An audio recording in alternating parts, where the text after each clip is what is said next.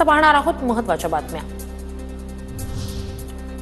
कुंभमेळ्याच्या नामांतराचा बाद मिटला। नाशिक त्र्यंबकेश्वर कुंभमेळा असं नामकरण होणार। मंत्री गिरीश महाजन यांची माहिती।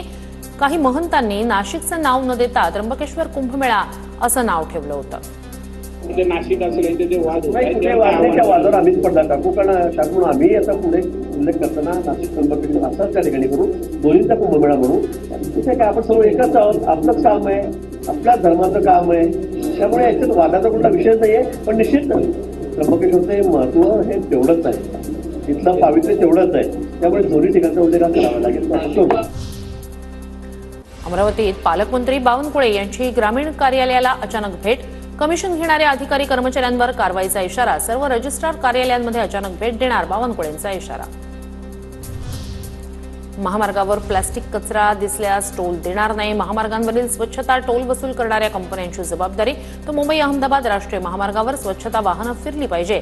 मंत्री गणेश नाईक यांचे टोल वसुली करणाऱ्या कंपन्यांना निर्देश।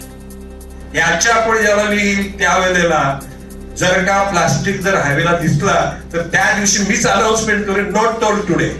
काय बोले, आज टोल नाही।